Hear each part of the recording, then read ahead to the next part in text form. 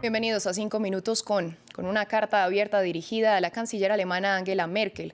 El experto en aerosoles Christoph Asbach pidió que se sensibilice más a las personas sobre el riesgo de contagio del coronavirus, que ocurre mayormente en lugares cerrados y no al aire libre. Asbach es presidente de la Sociedad para la Investigación de Aerosoles y ha criticado restricciones como el uso de tapabocas en lugares abiertos. Señor Asbach, bienvenido a France 24. En la carta abierta al gobierno alemán y en particular a la canciller, usted explica que el peligro del virus acecha sobre todo en lugares cerrados. ¿A qué se debe este factor? Siempre exhalamos partículas de aerosol con nuestra respiración y en el caso de una persona infectada, estas pueden contener virus. Es decir, esto distribuye los virus en el aire y si no se reemplaza el aire constantemente con ventilación eficiente en lugares cerrados, se mantendrán los virus en el aire y se añadirán nuevos. Es decir, la concentración de virus se acumula. Y esto es exactamente lo que no puede ocurrir en el exterior, porque al aire libre siempre tenemos una corriente de viento que arrastra los virus, de modo que la concentración de virus también se diluye constantemente. Esto significa que al aire libre, en el peor de los casos, puedo inhalar unos cuantos virus de alguien, pero realmente siempre son arrastrados lejos. En cambio, en zonas cerradas, la concentración de virus aumenta continuamente. Y si estoy allí con una persona infectada, con el tiempo inhalo más y más virus. De modo que en algún momento he inhalado tantos virus que puedo infectarme. Teniendo en cuenta esta información, ¿qué deben hacer los gobiernos para combatir ese peligro en espacios cerrados y cualquier problema potencial en lugares abiertos?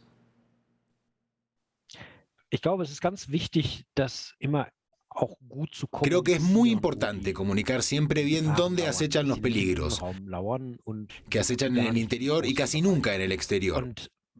Y por eso nosotros, como Sociedad para la Investigación de Aerosoles, criticamos especialmente las medidas que pretenden sugerir que podría ser peligroso estar al aire libre. Esto incluye en particular, por ejemplo, la obligación de llevar tapabocas al aire libre. Allí es muy poco probable que se den infecciones, pero la obligación de llevar tapabocas, así como la prohibición de encontrarnos afuera con otras personas, sugieren que allí habría un peligro.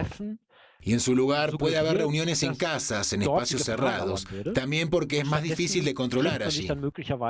Y ahí es donde se producen realmente las infecciones. Por ello es extremadamente importante comunicar siempre con claridad dónde está el peligro. Es decir, en el interior y casi nunca en el exterior. Y que esto se refleje como consecuencia en las medidas que se tomen.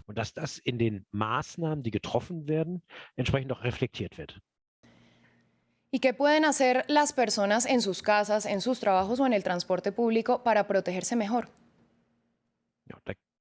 Hay que tener en cuenta varias cosas. El punto más importante es evitar los contactos, especialmente en el interior. Evitar los contactos significa mantener el número de contacto lo más bajo posible.